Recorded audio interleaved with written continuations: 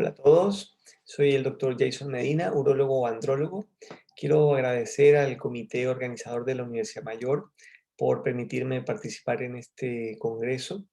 En el día de hoy conversaremos sobre los trastornos eyaculatorios. Inicialmente se me había solicitado hablar sobre eyaculación precoz, pero conversé con el comité y me parece mucho más interesante extendernos un poco sobre el origen de esto y otras entidades que pueden verse relacionadas. Así entonces hablaremos de los trastornos de la eyaculación. Ahora bien, vamos a comenzar entonces. Aquí, bueno, como ya lo había mencionado en un seminario anterior, soy urólogo de la Universidad, docente adjunto de la Universidad Católica del Norte. Trabajo en el Hospital San Pablo de Coquimbo y en el Centro de Infertilidad y Perinatología de la ciudad de La Serena, que está asociado al Centro IDI en Santiago.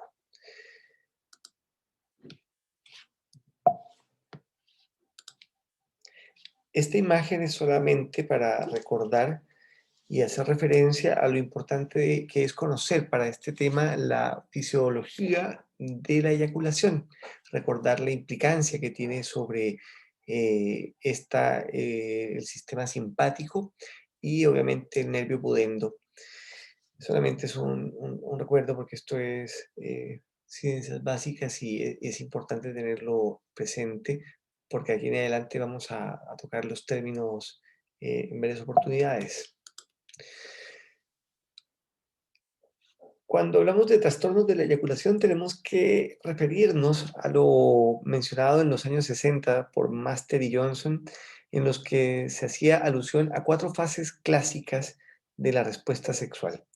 La primera es la excitación, donde el pene se erecta. Después sigue la fase de meseta, que ocurre desde que se logra la penetración hasta lograr los orgasmos. Los orgasmos los vamos a mencionar a continuación. Y este orgasmo posteriormente se acompaña de la resolución. Helen Kaplan en 1975 es quien propone entonces agregar la fase de deseo al inicio de la respuesta sexual. Ahora bien, detallando la fase orgásmica, como lo dije ahora, esta fase puede dividirse en dos. La fase de emisión, que ocurre cuando los fluidos seminales y los espermatozoides desembocan en la cámara posterior, en la uretra posterior, creando una cámara de alta presión que genera lo que se conoce como el fenómeno de inevitabilidad de la eyaculación. Esta no puede entonces detenerse bajo ningún modo y se genera entonces la eyaculación, que es la que sobreviene de inmediato. Posteriormente, entonces viene la fase de eyaculación, que suele coincidir con el orgasmo masculino.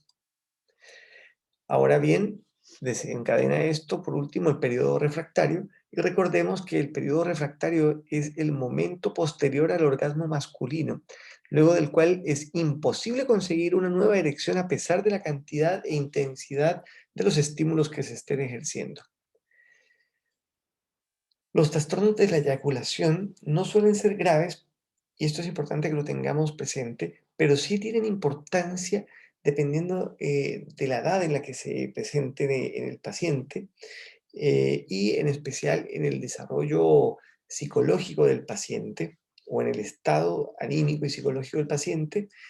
Obviamente influyen estos trastornos de la eyaculación sobre la relación de pareja en muchas oportunidades y desde luego son un problema así cuando estamos conversando acerca de fertilidad.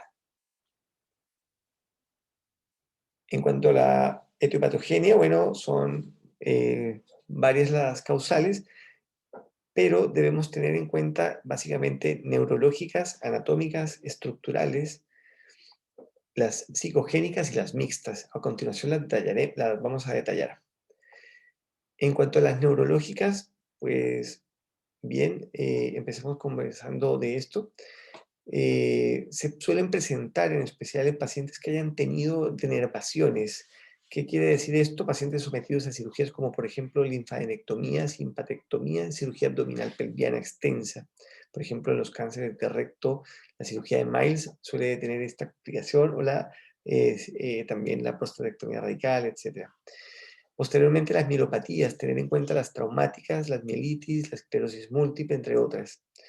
Las neurológicas periféricas, que son muy habituales en los pacientes diabéticos. Entonces, siempre enfocarnos en estos pacientes con mucho detenimiento, hacer una buena anamnesis de cómo fue la evolución y también buscar signos de neuropatía periférica por diabetes, tanto en los pies, en fin.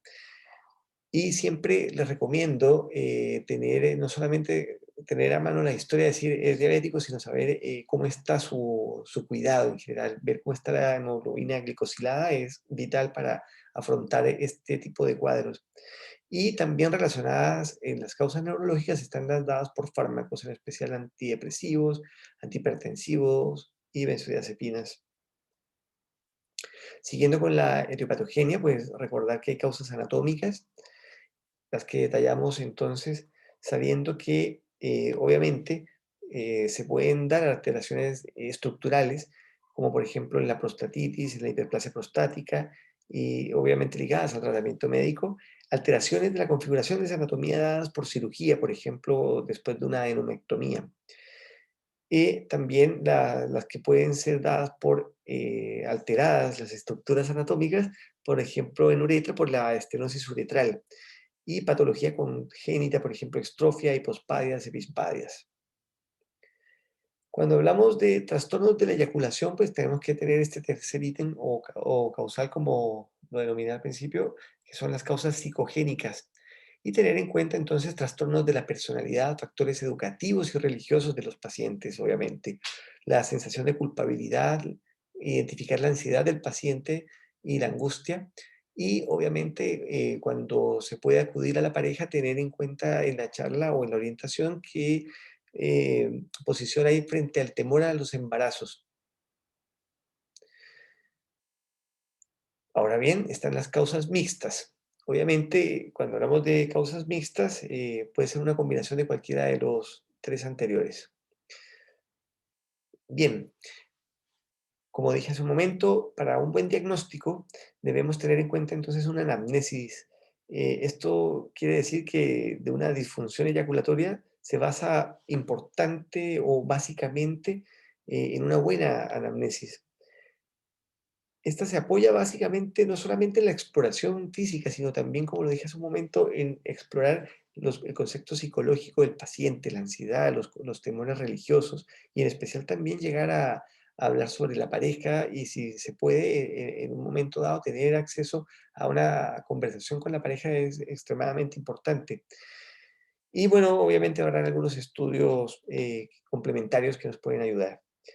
Lo más trascendente es que como ventana a la salud del individuo puede ser el primer síntoma eh, potencialmente grave, es decir, tener siempre presente que la disfunción eréctil no solamente muchas veces se piensa es algo psicológico, es de ansiedad, hay que tener en cuenta también otros factores. Recordemos que, por ejemplo, cuando estamos hablando de una disfunción eyaculatoria en un paciente diabético, pudiéramos estar hablando de alguien que tiene una polineuropatía grave y no se había dado cuenta de esto, entre otras causas ligadas a las que ya conversamos. Los trastornos de la eyaculación pueden, a su vez, también subclasificarse en primarios y secundarios. Si hablamos de primarios, son aquellos que ocurren en la mayoría de los intentos del coito, con casi todas las parejas y desde la primera relación sexual. Es decir, habitualmente dice, no, desde siempre he sido así, desde mi primera relación tuve problemas o alteraciones de este tipo y hasta el momento las mantengo, suele decir el paciente. Y los secundarios son aquellos que aparecen y se desarrollan a partir de un determinado momento de la vida, en un varón con eyaculaciones normales que pueden haber sido normales previamente. Suelen estar relacionadas muchas veces con problemas urológicos, sistémicos y psicológicos en estos casos, en las secundarias. Este es el centro de fertilidad en el cual trabajamos aquí en La Serena, con un equipo de ginecólogos especializados también en fertilidad, y trabajamos como filial del centro del Instituto Valenciano de Fertilidad, el IBI, que está en Santiago. Otra clasificación de los trastornos de la eyaculación la vamos a apreciar en este cuadro, teniendo en cuenta entonces trastornos cronológicos, que lo vamos a ir detallando poco a poco. Partiremos hablando de la eyaculación precoz y la eyaculación retardada, los dos extremos que podemos presentar acá. También entonces los trastornos de la manera en la que se eyacula. Posteriormente vamos a hablar de los relacionados con las sensaciones que acompañan a la eyaculación. Y por último hablaremos de la eyaculación refleja. Cuando hablamos de eyaculación precoz, entonces partiendo por los tiempos de eyaculación, ¿no? Las alteraciones que van ligadas al tiempo, hablamos de la eyaculación precoz como uno de los más importantes y preocupantes en la población en general. Entonces, solemos decir disfunción sexual, que es muy común, puede estar entre alrededor del 20%, 20, 35, inclusive se habla en algunas series de hasta 40% de los varones. A diferencia de la disfunción eréctil, la prevalencia de la eyaculación precoz no se ve afectada por la edad. Cuando hablamos de definiciones aceptadas hasta el momento, se mantiene en pie, por ejemplo, la publicada en el 2008, que dice: se produce casi siempre antes o dentro de un minuto posterior a la penetración vaginal. Se amplía esta definición diciendo que la incapacidad de retrasar la eyaculación está siempre dominante acá. Y posteriormente habla de consecuencias negativas, lo que ya habíamos hablado, a nivel personal, como la ansiedad, la frustración, fastidio, inclusive no solamente con su rutina diaria, sino con su pareja, y evitación de la intimidad sexual. Estos pacientes suelen huir un poco de los encuentros sexuales. Sin embargo, esta definición no contempla algunos aspectos, no abarca otras actividades sexuales fuera del coito vaginal ni la actividad homosexual, como por ejemplo. No tiene en cuenta a aquellos que eyaculan luego de un minuto, tampoco a los que eyaculan prematuramente en forma ocasional y tampoco a los varones que inician con este trastorno en algún momento de la vida. Siguiendo con las teorías fisiopatológicas, encontramos esta definición en la cual dice que las más tradicionales hablan de un origen psicosexológico con un gran componente de ansiedad. Sería una evolución natural, dicen otros, es decir, de algunos machos dentro de la misma especie para una inseminación más competitiva, es decir, entre más rápido, esto nos puede garantizar poder eyacular antes y que se asegure perpetuar los propios genes a través de la ocupación de la vagina de sus espermios antes de un evento imprevisto que interrumpa el coito. Es decir, es algo más, se diría que al hablarse de una teoría evolutiva, es algo más competitivo. Otros autores hablan de una hipersensibilidad del glande, ¿ya? Que daría lugar a la eyaculación antes de un minuto con los más mínimos estímulos. También están las tendencias más recientes que apoyan la teoría de que la eyaculación precoz se debe a un desequilibrio o déficit en la regulación de la cantidad de serotonina disponible en la sinapsis y en el número de receptores presinápticos y postsinápticos que se expresan a la sensibilidad de estos. Hay también datos a favor de una tendencia hereditaria, con algunos polimorfismos que podrían determinar su aparición.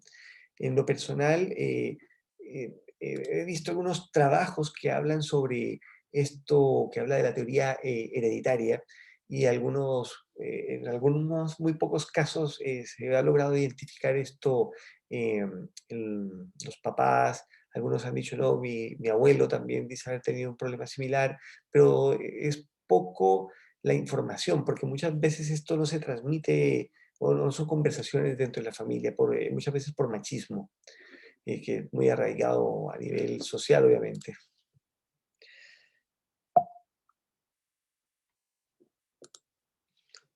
Sin embargo, podemos encontrar entonces varones con eyaculación precoz que no están preocupados por esta entidad. En realidad, ellos no buscan atención médica, versus otros en los que realmente las consecuencias personales negativas los llevan a buscar atención médica. Muchas veces es más presión social actualmente por los medios. ¿Qué quiero decir con esto? Muchas veces están viendo pornografía y se proyectan mucho sobre estos parámetros. Muchas veces también la falta de buscar ayuda es un síntoma que nos dice más bien este paciente tiene poca posibilidad de comunicación. Entonces hay que ser muy receptivo con estos pacientes cuando llegan a la consulta. Siempre darse un tiempo de escucharlos, prestarles la atención necesaria para saber qué puede estar desencadenando este problema, porque ya sabemos que es difícil que lleguen inicialmente a buscar ayuda. Bueno, esta situación pone en tela de juicio realmente la prevalencia de la eyaculación precoz. ¿Qué quiere decir esto? Bueno, que puede ser que haya mucha más gente con eyaculación precoz, como lo dije hace un momento, se habla de entre un 20 y un 35% de la población masculina, pero pudiera ser más. Pero como les digo, hay muchos que no buscan ayuda porque no lo ven como un problema o conviven con esto de buena forma.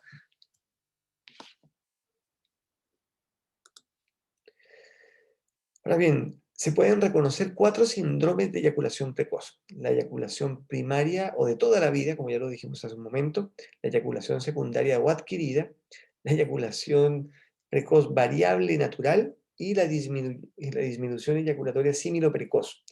Vamos a detallarlas a continuación.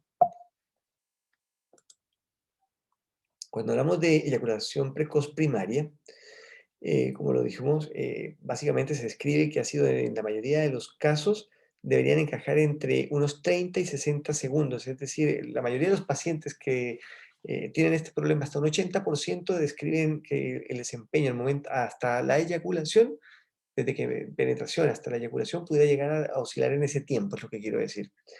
Ocurre durante toda la vida del sujeto, obviamente, como ya lo dijimos al principio, estoy recordando un poco para que afiancemos más los términos, es desde el primer encuentro sexual, ocurre prácticamente en todas las parejas y obviamente se plantean causas neurológicas y genéticas actualmente. Cuando hablamos entonces de la eyaculación precoz secundaria, decimos que esta aparece en algún momento de la vida del paciente que antes tenía experiencias eyaculatorias normales. El tiempo de latencia aquí a nivel intravaginal puede ser corto, pero llegando aproximadamente a los 2 minutos. El inicio puede ser gradual o brusco. Y finalmente podemos decir que la disfunción puede ser el resultado de una patología urológica tiroidea o bien problemas de orden psicológico o de la relación con la pareja. Como les dije, debemos darnos el tiempo de escuchar a estos pacientes.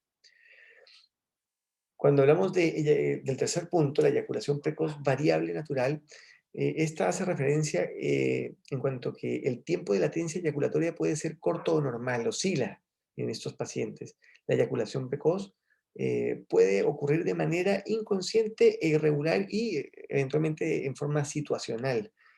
La habilidad para retardar la eyaculación puede estar disminuida.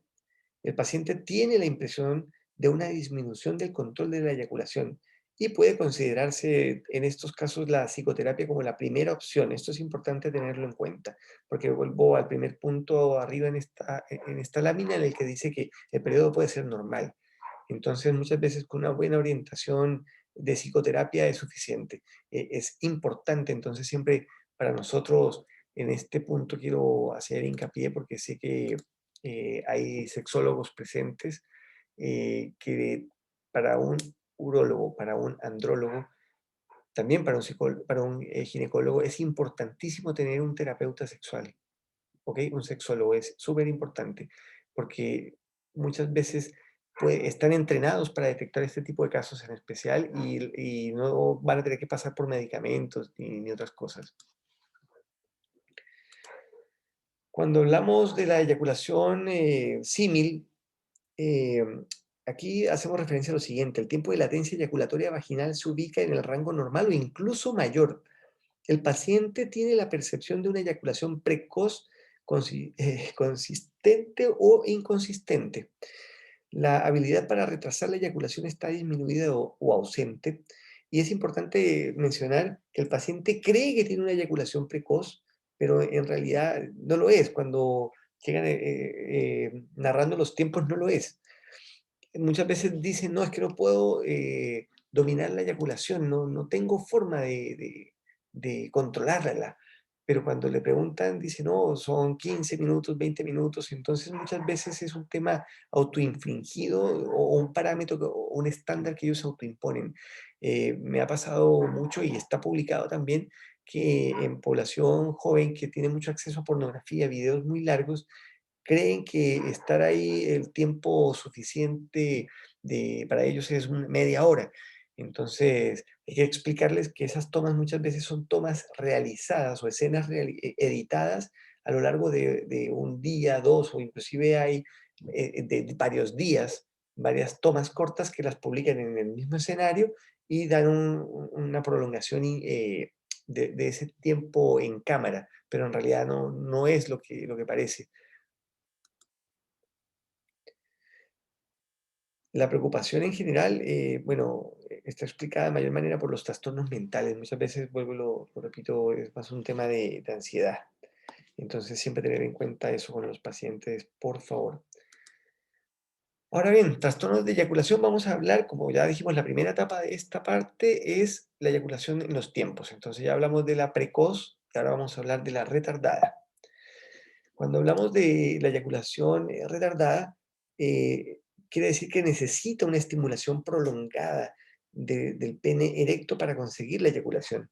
La incidencia de esta está en torno entre el 3 y el 11%, y descartando el origen psicológico, la etiología en la mayoría de los casos está relacionada a fármacos, en especial, por ejemplo, antihipertensivos, alfametildopa, antidepresivos, tricíclicos, inhibidores de la recaptación de serotonina, etcétera. Otra clasificación de los trastornos de la eyaculación, bueno, vamos a seguir con el segundo bloque, es la manera en la que se eyacula, ¿ok? Entonces vamos a hablar ahora de la eyaculación asténica o babeante y la hipospermia, la anayaculación y la eyaculación retrógrada. Importante bloque el que vamos a abordar a continuación. Partimos entonces hablando de los trastornos de la manera en la que se eyacula con la eyaculación asténica o babeante. Aquí podemos decir entonces que esta es la falta de fuerza o proyección del semen y puede constituir una entidad clínica que haga sospechar de una patología uretral, como estenosis o infección. Muchas veces la causa de esto es neurológica, como las secundarias en ciertas neuropatías, incluso en causas musculares. En especial esto lo he visto en pacientes con distrofias. Suele tener una escasa repercusión clínica, excepto en casos de esterilidad realmente, pero su diagnóstico puede ser la primera señal que alerte sobre estas patologías más trascendentes. Cuando hablamos de hipospermia, aquí el término cambia, entonces hablamos de una eyaculación de un volumen menor de 1,5 mililitros. Esta ya empieza a tener directamente asociación hacia los problemas de fertilidad. La etiología es diversa. Pueden ser artefactos obstructivos en los conductos eyaculadores, también puede estar ausencia congénita de las vesículas seminales, entre otras. Y bueno, quiero mencionar aquí lo que coloqué al final, en lo que se dice que una muestra de semen con un pH ácido, fructosa baja y un nivel cítrico alto o ácido alto nos orienta a una aplasia de las vesículas seminales o una obstrucción de los conductos eyaculadores. Cuando hablamos de aneyaculación o aspermia, entonces hacemos referencia a la ausencia completa del eyaculado, tanto anterógrado como retrógrado. Se debe distinguir dentro de ellas según cursen con o sin orgasmo. La auténtica, esto es importante, la auténtica aneyaculación suele cursar con una anorgasmia y tiene una incidencia mucho más baja que lo que hemos mencionado anteriormente, aproximadamente de 0,1 o 0,1% aproximadamente. Las causas también pueden estar ligadas a psicogénicas, farmacológicas, neurológicas, como en el caso de las lesiones medulares. También vuelvo a repetir la neuropatía diabética y la esclerosis múltiple. Ahora bien, en cuanto a los trastornos que estábamos mencionando, sigue la eyaculación retrógrada. Esta la vamos a escuchar varias veces, sobre todo en pacientes con lesiones medulares. La eyaculación se da con un orgasmo, perdón, la eyaculación retrógrada se da habitualmente en estos pacientes que estábamos mencionando. Y bueno, sigamos, hablamos de una aneyaculación con orgasmo conservado en general. Se caracteriza por el paso del semen a la uretra prostática y luego a la vejiga. Esto por una incompetencia habitualmente, como lo dije al principio en la lámina donde aparecía un recuento anatómico. Eh, el sistema nervioso debe ser capaz de reaccionar y cerrar el cuello vesical en el momento de la eyaculación para que la eyaculación sea anterógrada. Entonces se abre el esfínter externo, se cierra el cuello vesical y de esa forma emana hacia adelante la eyaculación. En este caso, entonces esta se encuentra defectuosa y en vez de ir hacia anterógrado, lo que hace es que se tiene una debilidad en el tono del cuello vesical y se da la migración del proceso del eyaculado hacia la vejiga. Las causas habitualmente son quirúrgicas.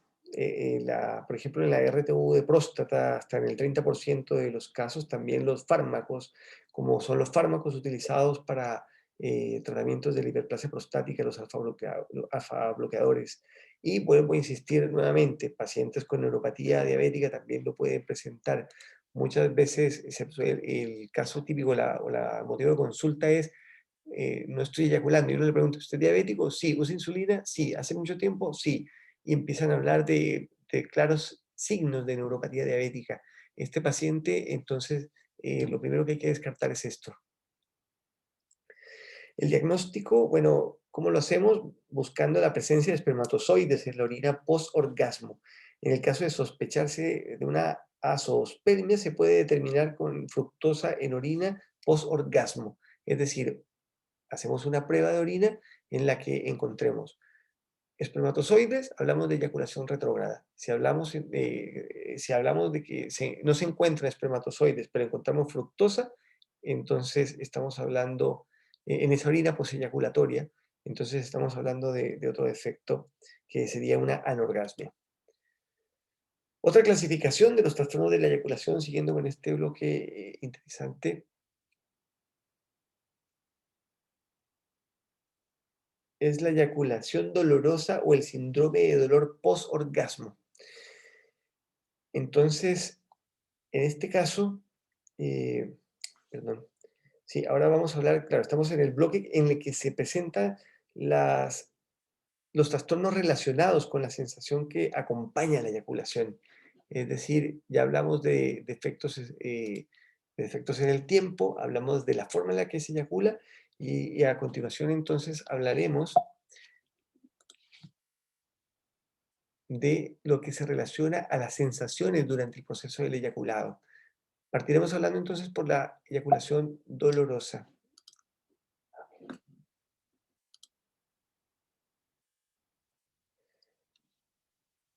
Bueno, aquí podemos entonces comenzar diciendo que el dolor que acompaña la eyaculación puede tener diferentes orígenes.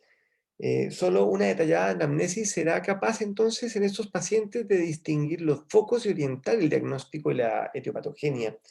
Quiero mencionar que la incidencia en estos casos es alta, hasta un 10% de la población masculina puede llegar a presentar esto en algún momento de la vida y se presenta un problema importante para la calidad de vida de los mismos, en especial para la calidad de vida sexual de él y de su pareja.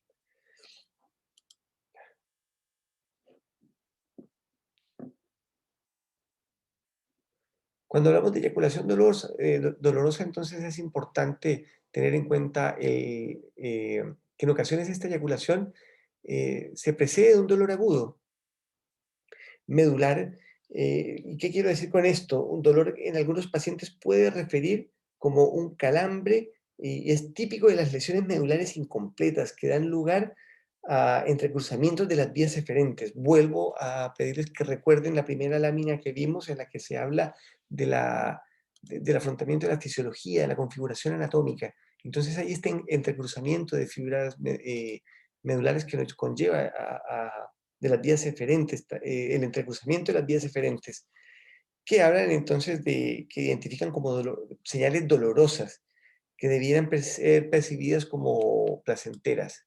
Esto suena un poco enredado, pero básicamente este entrecruzamiento nos dice que el paciente percibe como doloroso algo que debiera ser placentero y siempre tener en cuenta de qué paciente estamos hablando. Y si nos dice, obviamente, tengo una lesión medular, ya sabemos, o una configuración congénita anómala neurológica, ya sabemos de qué estamos conversando con este paciente. Los dolores uretrales, por otro lado, sentidos como quemazón, ardor posteyaculatorio suelen estar en relación con procesos infecciosos de la vía seminal. Ahora bien, cuando el dolor se irradia hacia el perineo o hacia el ano, esto nos debe hacer pensar inmediatamente en prostatitis.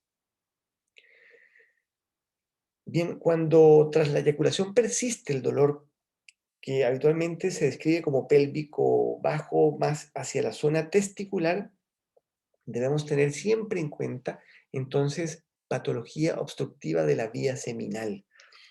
Y después, cuando nos hablan de un dolor eyaculatorio con irradiaciones más erráticas, un poco más extraño, con que muchas veces la anamnesis no es muy fácil de abordar, pero habitualmente es irradiado o difuso en pelvis, quiero que se llame ese término, difuso en pelvis, puede estar relacionado con una cirugía previa, habitualmente con prostatectomía radical, cirugía prostática, en fin. Y esto se relaciona muchas veces al síndrome pélvico crónico. Importante entonces ahí tener el apoyo de kinesiólogos. Bueno, hablamos ahora de la eyaculación insensible o anedonia eyaculatoria. Este caso es poco frecuente, pero puede presentarse también y se trata de la percepción de la sensación de estar eyaculando, pero sin sentir placer. Es decir, ni siquiera a nivel, muchas veces aquí coloqué que asociado a nivel genital no sienten placer, pero muchas veces tampoco hay placer a nivel de la percepción psicológica del paciente durante el momento de la eyaculación. En ocasiones puede ir acompañada de equivalentes orgásmicos sistémicos de una sensación de satisfacción sexual posterior, por lo que deben diferenciarse de las anorgasmias.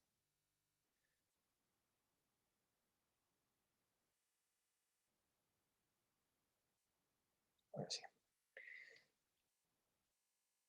Cuando hablamos de eyaculación insensible o anedonia, entonces debemos descartar el origen psicológico y muchas veces sus causas más frecuentes están relacionadas con algunos fármacos y con un estado de relativa anestesia en el área uretral que suele quedar tras una infección seminal grave. Tener siempre presente la historia de las enfermedades de transmisión sexual, la uretritis y prostatitis.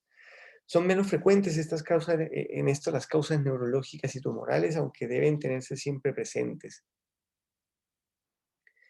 Ahora bien, hablamos del último inciso, que es la eyaculación refleja. Em, este tipo de eyaculación es propio de pacientes con una lesión medular o mielopatía. Se debe tener en cuenta que pueden presentar una desconexión de ciertos inhibidores supraespinales. Los centros medulares, en estos casos, desencadenan una eyaculación que muchas veces es de origen más periférico, respondiendo al arco reflejo fisiológico normal. Es decir, el foco de activación viene desde otro punto. La eyaculación puede aparecer y sobrevenir sin control alguno ante mínimos estímulos en la zona genital, especialmente en el glande. Repito, entonces son pacientes con una lesión medular o una mielopatía. ¿Por qué quiero hacer énfasis en esto? Pues bien, estos pacientes con lesiones medulares eyaculan espontáneamente, súbitamente, a veces en situaciones sociales inesperadas. Hemos tenido el caso de pacientes que, por ejemplo, han eyaculado inclusive algunas ocasiones al hacerles aseo genital y algunos, por ejemplo, les pasan una sonda Foley porque tienen una vejiga neurogénica y al momento de colocar se nota la emanación del semen. No hay placer en estos casos muchas veces, no hay sensación de orgasmo ni de placer siquiera, pero puede darse la eyaculación en forma refleja. Eso es una variable que se presenta a veces en estos casos. En esto, bueno, quiero destacar esta última frase que dice: se ven afectadas todas las fases de la eyaculación y la respuesta rápida precoz y sin sensación placentera genital o, como ya lo dijimos antes, anedonia.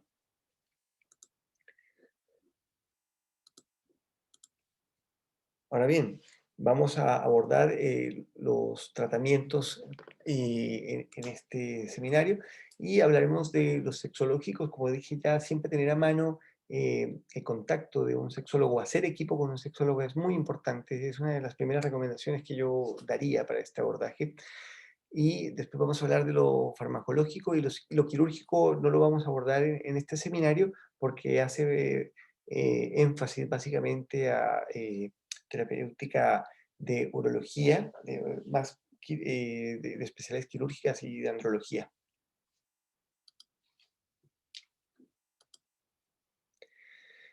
Entonces, bueno, cuando hablamos de terapia sexual, obviamente hablamos de eh, no solamente el paciente, sino siempre tener en cuenta, como dije al principio, el abordaje de la pareja. Esto también tener presente en una primera instancia o una primera entrevista, si el paciente llega solo, podemos inmediatamente determinar el grado de ansiedad que este paciente presenta en la consulta. Muchas veces, inclusive, cuando uno les pasa un papel o algo, lo toman inmediatamente y diaforesis, se nota el papel húmedo inmediatamente en las manos, la logorrea que tiene el paciente continuamente, no escucha muchas veces, disparan las ideas en desorden y se logra captar esta ansiedad extrema. Entonces es parte también del abordaje terapéutico psicológico de este paciente. Obviamente hay mucho paciente que tiene fallas en la autoestima.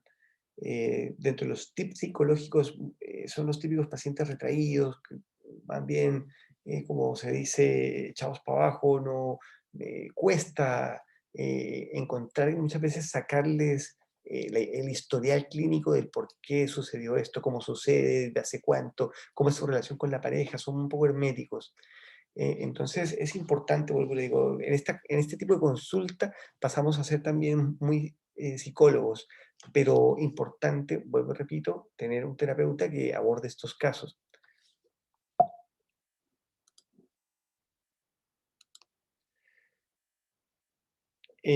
Bien, ahora abordaremos lo que es referente al tratamiento farmacológico de la eyaculación precoz, que, bueno, como les dije al principio, fue la idea inicial de este seminario, pero me tomé el atrevimiento de ampliarlo un poco más para brindar más información. Entonces, diríamos que podemos tener eh, farmacología de administración diaria, otra a demanda, otra de forma combinada y otras estrategias que comentaremos poco a poco. Ya. Cuando hablamos de tratamiento farmacológico, entonces, esto se presentan este tipo de alternativas. La primera es el uso diario con inhibidores selectivos de la recaptación de serotonina, que, bueno, destacan acá la paroxetina, la sertralina en especial. Hay otros que son a demanda, pero en esta forma debe usarse 4 a 6 horas antes del coito. La verdad es que en este tipo de medicamentos, en especial en la sertralina, en el caso de que la decidan usar, eh, el uso continuo tiene mucho mejor eficiencia versus el que se usa a libre demanda. Hay algunos autores que hablan de un tiempo de inducción de un par de meses y posteriormente lo toman un día sí, un día no. Hay diferentes mezclas en esto, pero en realidad lo que ha demostrado mejor eficiencia es, en los estudios, es la paroxetina en una dosis de 20 a 40 miligramos de uso diario.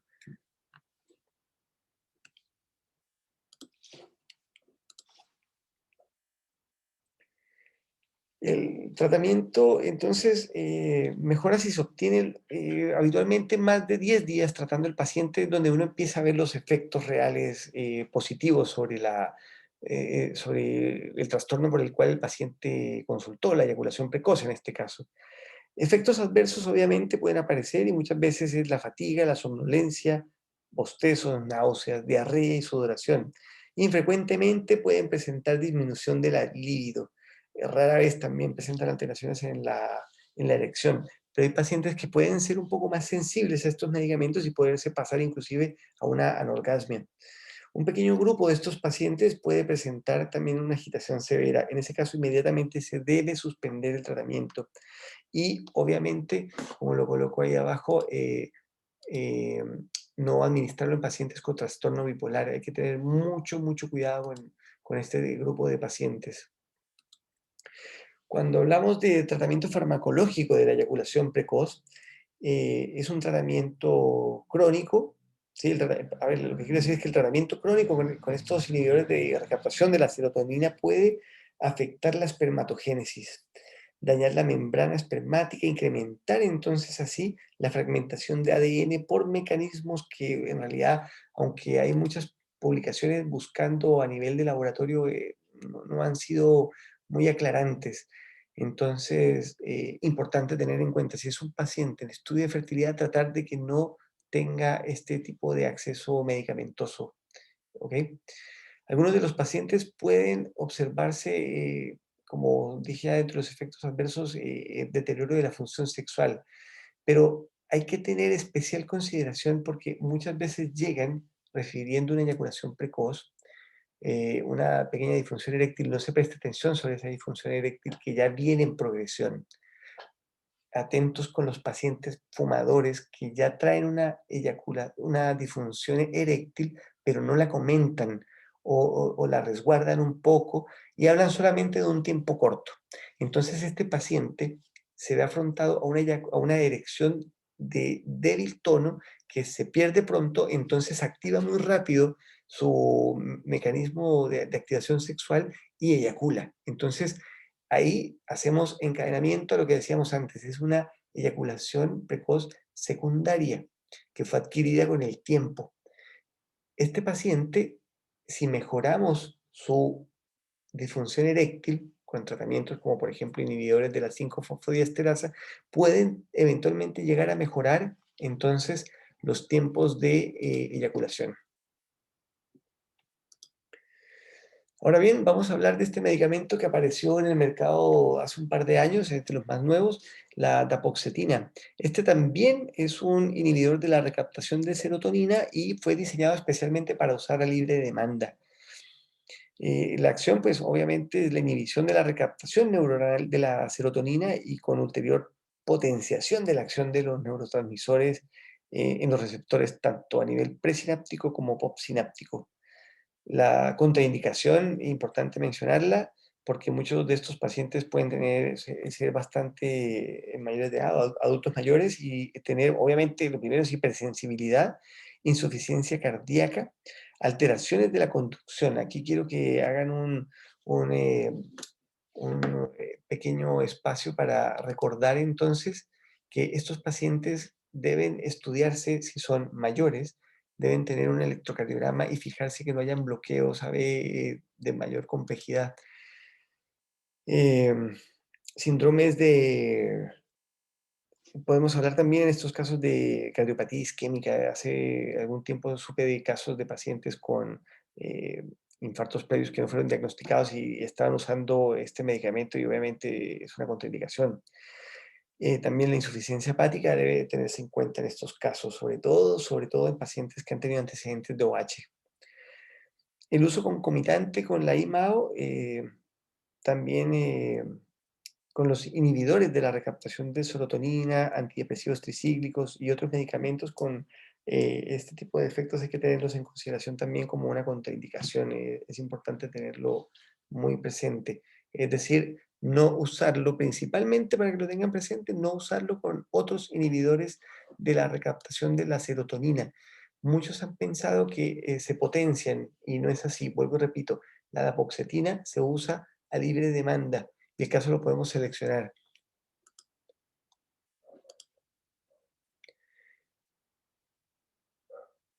Ahora bien, hablemos solamente para recordar que en cuanto a la farmacocinética, es diferente lo que estábamos diciendo, no es lo mismo, no es del mismo tipo de efectividad de los otros, es de rápida obtención de los niveles séricos, se elevan rápidamente, se habla que alrededor de 1 hora y media ya tienen niveles séricos adecuados y también la eliminación es rápida, creo que también en 1 hora y media también están logrando la eliminación.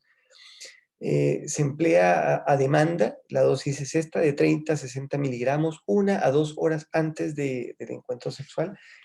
Aquí hay algunos pacientes que me han dicho, ¿sabe qué, doctor? Yo prefiero usar la sertralina en algunos casos, otros han pedido paroxetina. Se van ajustando, algunos pacientes dicen, ¿sabe qué? No me anduvo bien este u otro. Muchas veces se suele decir por los urólogos, no, paroxetina es el mejor porque así lo dice la guía. Perfecto, es así, científicamente está respaldado. Pero hay pacientes que no quieren, por algún evento que tuvieron con la paroxetina y prefieren otro. Algunos en mi caso me han pedido que prefieren seguir con la sertralina y este, como lo dije al principio, es de uso diario. Le da un poco más de espontaneidad en la relación, a diferencia de la dapoxetina que tiene que estar un poco más programado el paciente entonces, ¿no?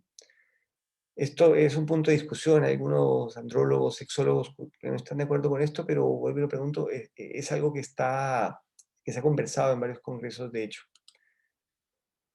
Efectos adversos, bueno, los expuestos acá, y puedo decir que a razón de los efectos adversos que ahí se menciona, hasta un 5% de los pacientes pueden dejar o abandonar el tratamiento. Ahora bien, este es importante, el tramadol, ya sabemos, es un opioide y es efectivo utilizando a demanda. La dosis es entre 25 a 50 miligramos tomados 2 horas antes del coito y actúa inhibiendo la recaptación de norepinefrina y serotonina. Efectos adversos, bueno, uno de cada 3 pacientes lo puede tener, es decir, es altamente probable versus los otros medicamentos. Los efectos adversos son dosis dependientes. Muchas veces, volviendo a los 25 miligramos, el paciente deja de presentar estos efectos adversos.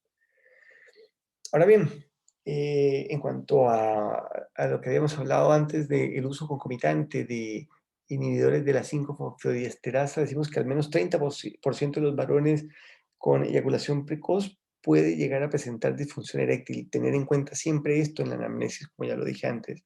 Los pacientes con disfunción eréctil pueden eyacular pronto luego de la erección y antes de llegar a la fase de mantención de la erección.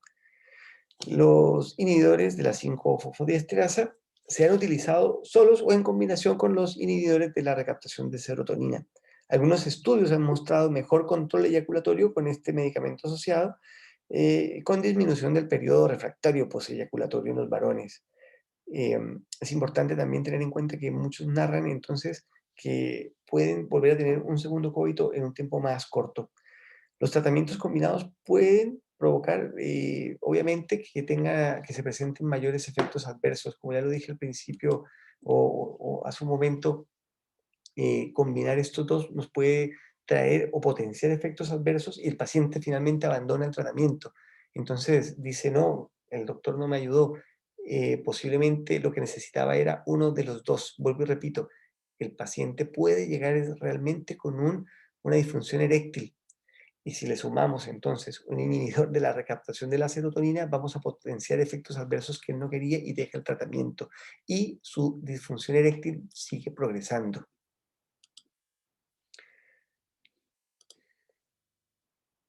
Otros fármacos, bueno, esto es en cuanto a la eyaculación retrógrada, imipramina, efedrina, son presentes todos estos indicados para facilitar la eyaculación en aquellos pacientes con eyaculación retardada o retrógrada. Estos tres pueden utilizarse también a demanda. Finalmente, concluiremos entonces que estos trastornos eyaculatorios son frecuentes, eh, tienen una profunda repercusión sobre la calidad de vida de los pacientes y de la pareja, indudablemente. Es importante tener en cuenta que todos estos cuadros reducen significativamente la satisfacción sexual. Vuelvo y les digo, en una lámina lo mencionamos, el paciente ya llega inclusive a decir, no, a huirle a la relación sexual, lo que hace que también la pareja en su minuto determine un proceso complejo de relación. Es fundamental y adecuado el interrogatorio, identificar el problema, a partir de allí ofrecer el tratamiento. Pero vuelvo a hacer hincapié entonces en siempre trabajar en equipo con un sexólogo. En algunos casos también tener a mano kinesiólogos ayuda mucho. Como ya lo mencioné en un momento, están los síndromes de eyaculación dolorosa, que muchas veces son síndromes pélvicos dolorosos, y si tenemos un kinesiólogo entrenado en piso pélvico, nos va a ayudar mucho. Entonces, vale la pena siempre armarse de un equipo multidisciplinario, psicólogo o terapeuta sexual, eventualmente un psiquiatra cuando tenemos estos casos en los que tenemos que certificar algunos trastornos que nos pueda quedar la duda o que el paciente no es consciente de ello. Y kinesiólogo también es muy importante tenerlo en nuestro equipo. Bueno, muchas gracias. Vuelvo a agradecer la oportunidad. Espero volver a participar con ustedes en una próxima oportunidad. Muchas gracias. Me despido desde La Serena. Un abrazo para todos. Que estén muy bien.